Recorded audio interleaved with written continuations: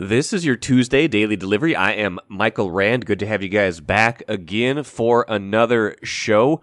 Good one coming up here. Andrew Krammer, who covers the Vikings for the Star Tribune, will be with me here in just a little bit to talk about the big backup quarterback shuffle. Nick Mullens traded to the Vikings on Monday, conditional 7th-round pick, so that gives you an idea of the scope. This is not the world's biggest trade, but does represent a shift in thinking for this team and an acknowledgement that what they were seeing from Kellen Mond and Sean Mannion this preseason and during training camp was not getting it done, was giving them some concern behind Kirk Cousins. So Andrew and I will get into that here in a little bit, and I'll add some additional thoughts on that as well. Got to get to some other veteran quarterbacks in this league, some news on the Aaron Rodgers and Tom Brady front. But first, what did I miss?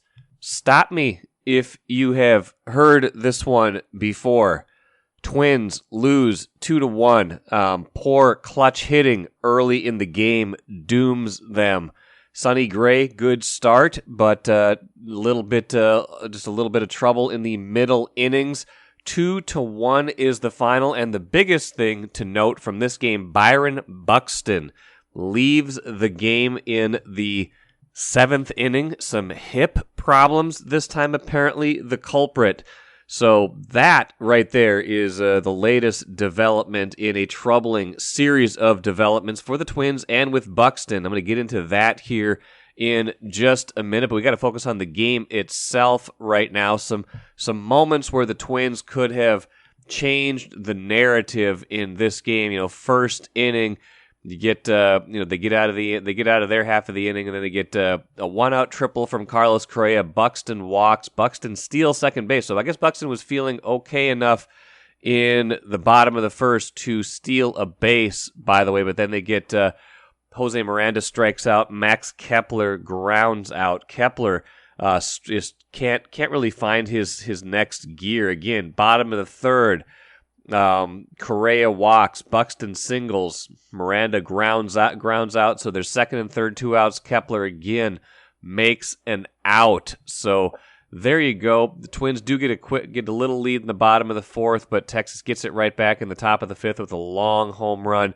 Then they take the lead in the 6th by stringing 3 hits together, and the Twins can't get anything going the rest of the way.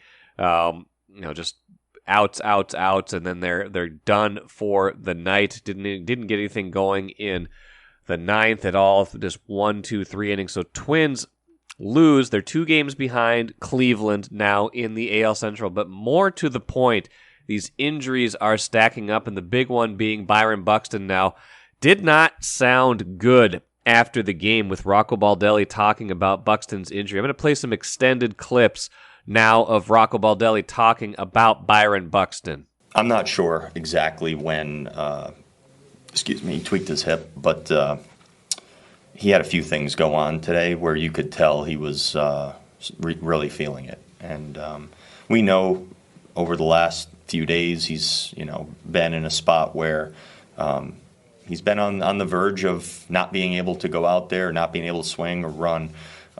And do such things, but he's continued to post up and he's continued to go out there and play at, I don't know what percentage he's at, but it's not a high percentage of what he can normally do physically, but he wants to play. And we want him out there, and we've continued to push him, and he's pushed. But he couldn't get through what happened out there.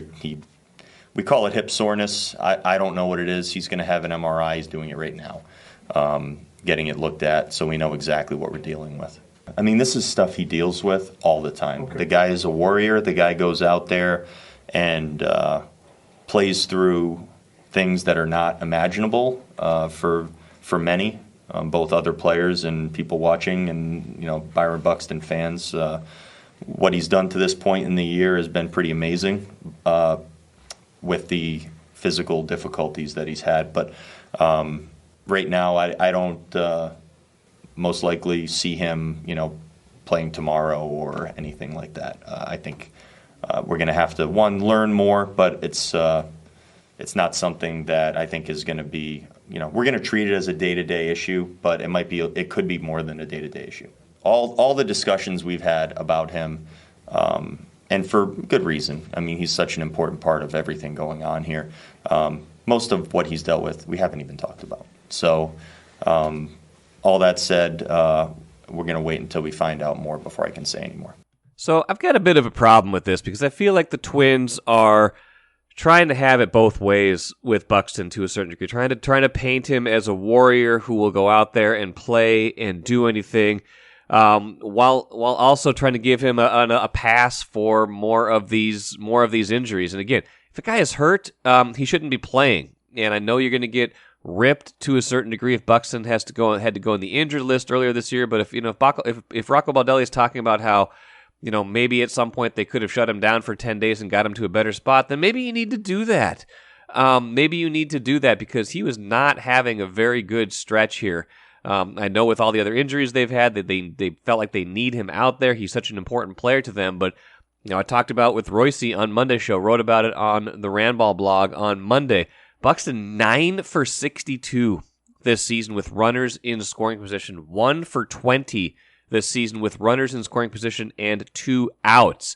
He's not been having a very good season since the very first month of the year where he was on fire, and we were seeing all of those is Byron Buxton the best player in baseball stories. So if this has been injuries that are holding him back, that's disappointing, and it's also it's disappointing from the standpoint of he can't seem to stay healthy, can't seem to be in a spot physically where he's well enough to play effectively, and at the same time, if these injuries are holding him back, maybe he shouldn't have been out there as much. Maybe they should have figured something else out. So with Buxton, it's always one of two things. It's either he's hurt and that's hurting his performance, or he's able to go and then we're not making any excuses. So I'm just a little bit annoyed right now at how this story is playing out, how it sounds like the hip has been a problem all year, how Rocco Baldelli is saying a lot of the stuff that's been going on with Buxton we don't even know about. This just doesn't make for very good optics when then all of a sudden the guy comes up with this hip injury. Now he's got to have an MRI. Now you're wondering, is this more than day to day? How much are you even going to have him down the stretch of an important season where you're fighting for a playoff spot? So I don't know, which is it? Is he too hurt to play, or is he good enough to play and then should therefore be, therefore should be performing better? I don't know. I don't think you can have it both ways in here, and the Twins seem to be trying to have it both ways. Right now, the way they're having it is a lot of losses, though. 3 straight losses to Texas, a team serious about contention, can't lose. 3 home games in a row to a poor team like Texas, a team that's way out of the playoff race. And now the schedule gets a lot tougher, right? They got to go to Houston starting tonight. After that, it gets, it's not going to get much easier over the next 2-3 weeks here. You got home series after that against San Francisco and Boston. Not great teams, but teams around 500, teams that will be competitive. Then you got to go play 3 at the White Sox, 4 at the Yankees, and then 3 against Cleveland. So, a bunch of testers coming up in the next 2-3 weeks before things, ease up a little bit. Then you start to mix in a little bit more Kansas City. And then, got a lot of Cleveland, Chicago, and then a little Detroit. So a lot of ground still possible to make up. You still got those 17 games left with Chicago and Cleveland combined, but whatever Buxton's status is, whatever Tyler Mahle's status is, this doesn't feel like it's trending in the right direction. And it feels at a certain point like the Twins are trying to have it both ways with injuries, particularly with Buxton, and that is not a good way to play it. MGM Wine and Spirits is the choice for savings, service, and a great selection of spirits, pre-mixed cocktails, wines, and of course, ice-cold beers and hard seltzers.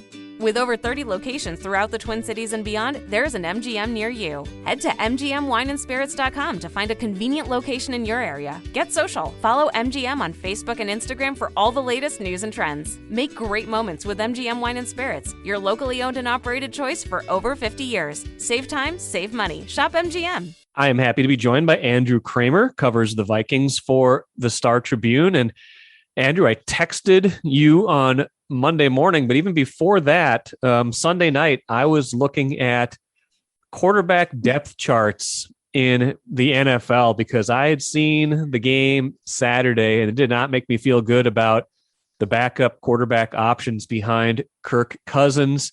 Neither Kellen Mond nor Sean Mannion looking good in that game, and kind of their flaws exposed and highlighted in that game. So I was just thinking, like, what teams might have, might the Vikings look at and say, they've kind of got three guys and they're probably going to be parting ways with one. And the Raiders were on my list, Andrew. And lo and behold, Monday morning, we hear that Vikings have traded for Nick Mullens. First of all, what was your thought when you were reporting that story Monday morning and realizing that they had indeed gone ahead and made a move?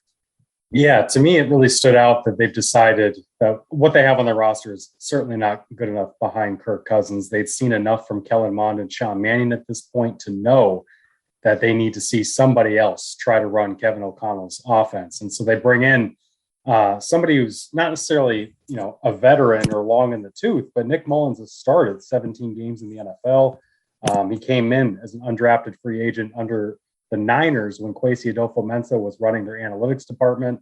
Kwesi's Browns actually signed Mullens last year to the practice squad, and then Mullens eventually started a game when COVID hit their quarterback room. So Kwesi's well familiar with this guy. They obviously just played the Raiders. Nick Mullens went 7 of 9 for 94 yards and a touchdown, which was a pretty decent throw over the middle on an in-breaking route that they run a lot of in O'Connell's offense. So to me, this is just kind of the nail in the proverbial coffin when it comes to Mond and Mannion. And last time I was on with you, Mike, we talked about that Raiders game and how I thought Mond took some steps forward. We just didn't see him carry that through those 49ers joint practices. We certainly didn't see him carry much success into that game against the Niners.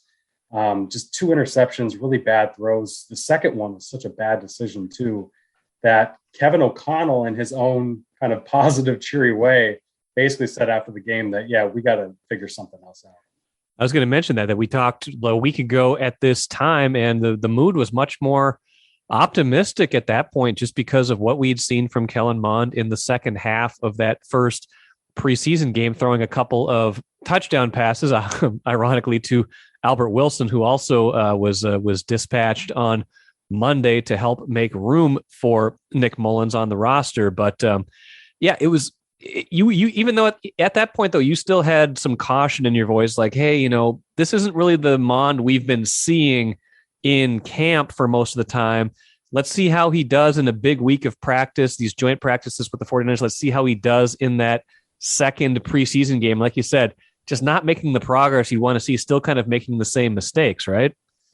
Yeah, he really is. And even though he was a little bit more in rhythm in these games than he has been in practices, just in terms of delivering the ball, getting it out, there were so many inaccurate throws early in that game. He gets the start against the Niners, and you see him both underthrowing passes to BC Johnson and overthrowing passes to him.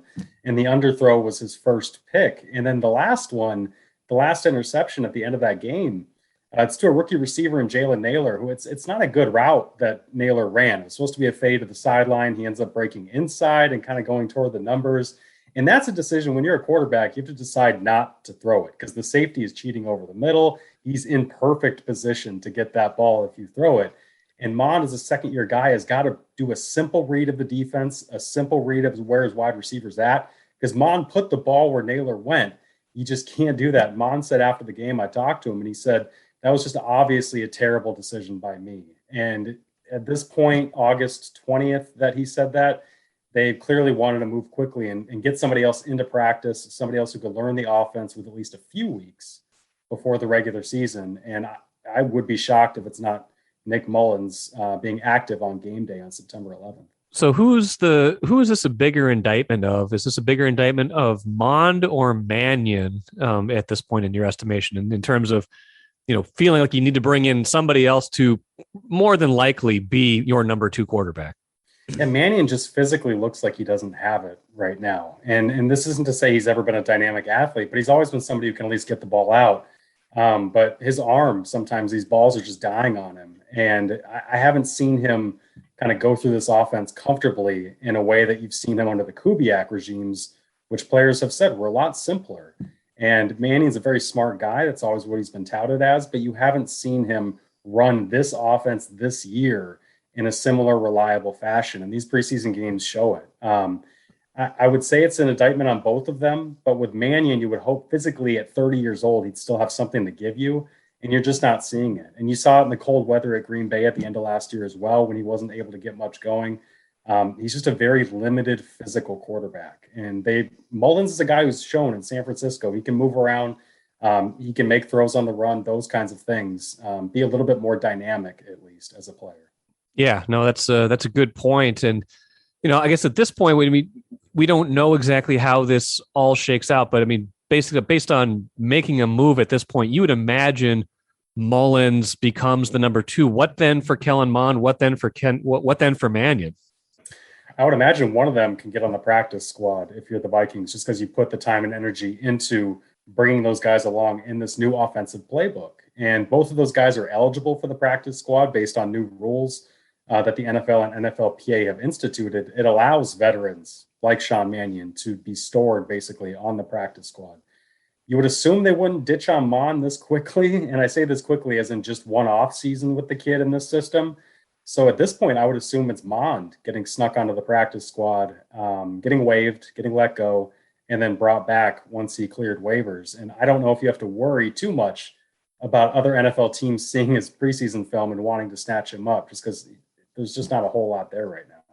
The previous regime seemed more comfortable going into a season with Sean Mannion. Maybe physically he was in a different place at a certain point, but do you sense that, I guess, why do Kwesi Adofo-Mensah and Kevin O'Connell maybe view the backup quarterback differently if they do than previous, than Spielman and Zimmer, who seemed comfortable enough with Sean Mannion, haven't really put as much emphasis on having a backup quarterback that could win them a game so much as someone that they were comfortable with in the quarterback room?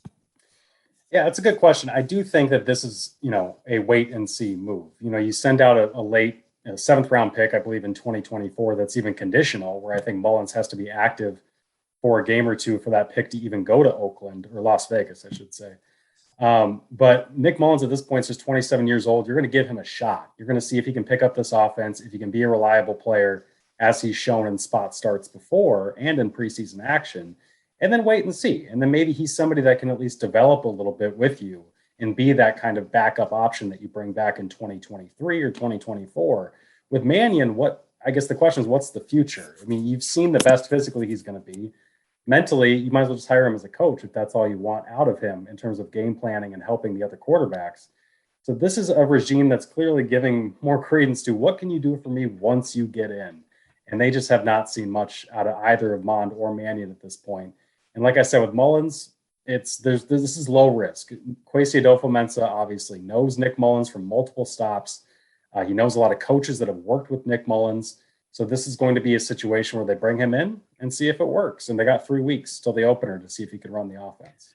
Should this be considered disappointing? It feels like, Mond, just because of where they were with Kirk Cousins, there was a certain element of, hey, maybe this could be the quarterback of the future, even though he was a 3rd round pick, which, most of the 3rd round picks, like what your ceiling might be is probably maybe a eventual capable backup. That's what Sean Mannion was. He was a 3rd round pick a long time ago. Does it feel like this is disappointing that Mond can't win this job at this point? Or does it feel like, this is kind of where he should be in his development, and don't blame him for them maybe not having a great backup quarterback plan going into the season? I would go with the latter of what you said. I would say don't blame Kellen Mond all that much. Look, how many 3rd round picks develop into reliable, even backups? Kirk Cousins, a 4th round pick. Dak Prescott, I believe, was a 4th round pick. Russell Wilson was a 3rd round pick. These are all tremendous outliers compared to other guys. And you just don't see it very often in these mid-round. If you're not a 1st round talent, generally you're not going to pan out at quarterback. And a lot of those 1st rounders don't pan out either. So with Mond, the expectations probably should have been tempered a lot more. I just think there was hope from the fan base a little bit because there was no other option. We've all seen Sean Mannion. And when he was brought back at the veteran minimum, meaning the Vikings went to the absolute bargain option to bring him in. And when your starter is making as much money as Kirk Cousins is, it's kind of what you have to do. You can't afford to allocate more of those dollars. You can't afford to sign even a Case Keenum for $3 to $4 million a year, or Chase Daniel, or some of these backups who have made kind of careers out of just being reliable spot starters. So with Nick Mullens, you bring in a guy who presumably on a pretty cheap contract, who was the third stringer in Las Vegas to kind of fill that role. It's another bargain kind of swap option, but it's better than what they had. And I would say, fans shouldn't deride Kellen Mond this much, because it was just his second offseason, first in this offense, and he's only a third-round pick. You just don't see it happen very often. This is more of the Kirk Cousins insurance. Couple more thoughts for you, Andrew. I mean, offense only scores 7 points against the Raiders. Had a hard time getting on track until the second half of that first preseason game.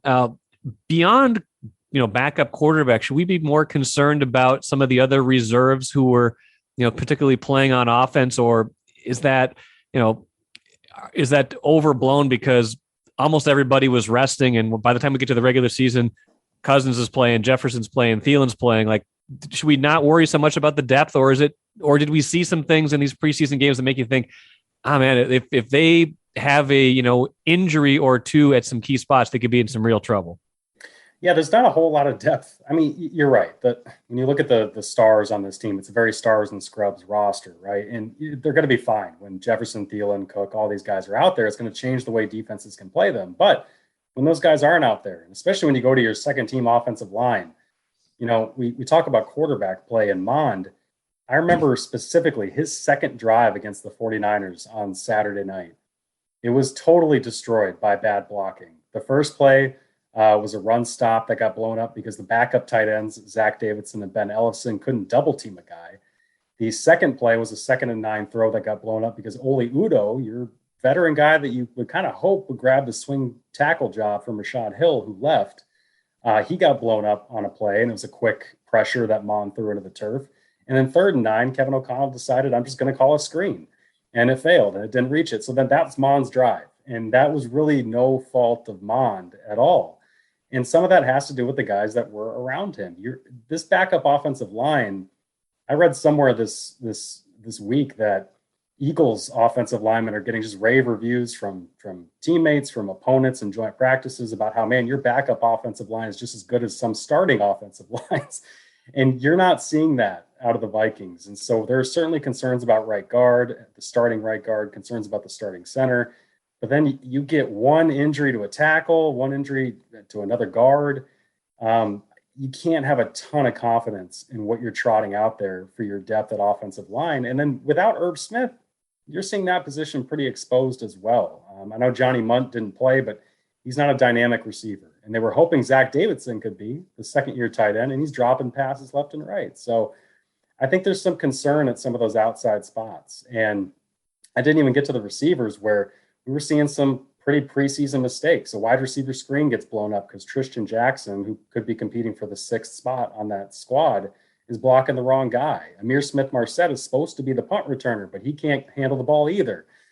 There are some big questions about this team's depth that have not been answered. And we'll have to see if this Denver game on Saturday gives them any confidence in some of those spots.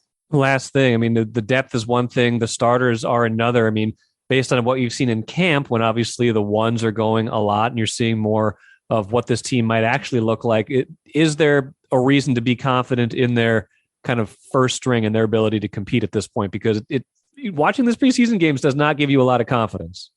No, and it's because we haven't seen, their stars. They've held Danielle Hunter, Zadarius Smith out. They've held Eric Kendricks, Jordan Hicks out, Harrison Smith, Patrick Peterson, all those guys on defense. And in this roster, the way they decided to keep it, in part because Kwesi came into an ownership group that said, we want to compete right away. You can't afford to just ditch. We're not going to let you just ditch all the high priced talent and then kind of rebuild.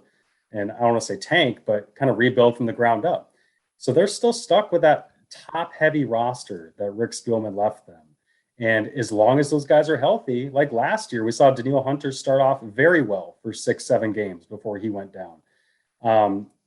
Are they going to be able to kind of continue that, stay healthy with this new training staff? If they do, I think they're going to be a pretty decent team and pretty formidable, because they do have a lot of stars on this team. And we've seen it in training camp. We did see them give Trey Lance a lot of trouble in these joint practices. We saw just as often as Nick Bosa was in the backfield on Kirk Cousins, we saw Danielle Hunter and Zadarius Smith doing the same things. So this can be a very potent pass rush that can cover up for some growing pains in coverage. And then also on offense, we know this skill group is one of the best in the NFL. Well, Andrew, appreciate it. Ushering in the Nick Mullens era. No one else can do it quite like Andrew Krammer. And I'm sure we'll talk again on Access Vikings later this week and down the road again on Daily Delivery. Sounds good, Mike. Thanks. Now, it's funny, like Andrew and I were talking about at the beginning of that segment, I was honestly going through all of the quarterback scenarios on Sunday night. It was like 10:30. I was just sitting in bed, just kind of like looking at quarterback depth charts. That's the depth of my sickness, I guess, and the depth of my dedication to all of you to bring you quality programming. But, I was looking at the situations, looking at who might shake loose, who might be available. Thought Pittsburgh, like Royce and I talked about on Monday, might be a possibility with, Mitchell Trubisky there and Mason Rudolph and Kenny Pickett. So, I thought that was a possibility that someone there was going to shake free. I thought, maybe someone with Washington could break loose. But, Mullens certainly fits that bill of, what should be somewhat of an upgrade. A guy who's started 17 career games, like Andrew mentioned, a guy who has a career quarterback rating, passer rating of 87.3, a guy who, if necessary, if there was like a minor or, short-term absence for Kirk Cousins, would make you feel a lot better about winning games as opposed to someone like Sean Mannion or Kellen Mond. Now, like Andrew and I talked about, what does this mean for those guys? That's a good question. It does feel like Kellen Mond is, still a ways out in his development if this is how they feel they need to go. And it does feel like Sean Mannion, this is probably the end of the road for Sean Mannion with the Vikings. Be surprising to see them keep 4 quarterbacks in some shape or form. And I would imagine that Kellen Mond is still the one they feel like has some upside. So I'd be surprised, going forward what those roster moves are, but can't imagine Sean Mannion is part of the future going forward. And again, a lot of this might not matter. Kirk Cousins is very durable, but I do think this was a good idea to upgrade at this spot because just watching those games, you did not have any confidence in Sean Mannion or Kellen Mond, and at least this makes you feel a little bit better about the depth at quarterback going into this season. Speaking of depth at quarterback, a couple of veterans. Let's finish with the cooler here. A couple of veterans making some news here. Tom Brady back at Tampa Bay Buccaneers practice. Strange little 11-day break for him. It hasn't really been explained what it is aside from personal time away from the team. Didn't address the media after practice on Monday with the Buccaneers. So kind of just left to wonder what this was. If it was just maybe something he had prearranged to not have to go through all the camp.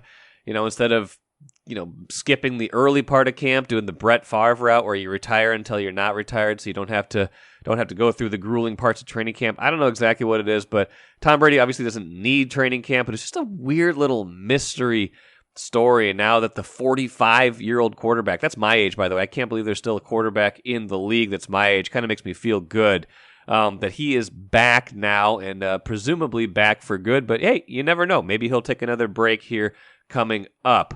Packers, sounds like Aaron Rodgers likes his young receivers a little bit better now, giving them a little bit of praise.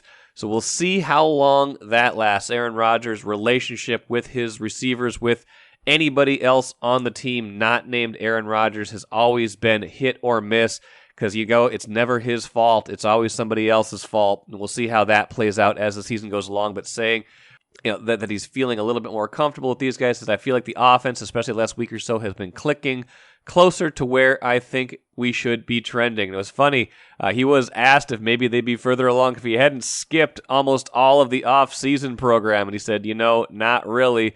Training camp is a long experience. There's plenty of time for conversations, for practice, for a lot of things they expect them to do in the regular season. I rely on the coaching staff to pass on the message as we're learning the offense. And then I'm kind of the 202 professor. They've got to get kind of the base concepts. And when I came in, we have the offense outside of the paper offense. Hey, congratulations, Professor Rodgers. Never your fault. And we'll see how this works out for you as the year goes along. That'll do it for me today. Hope you enjoyed today's show. Be back at it again on Wednesday.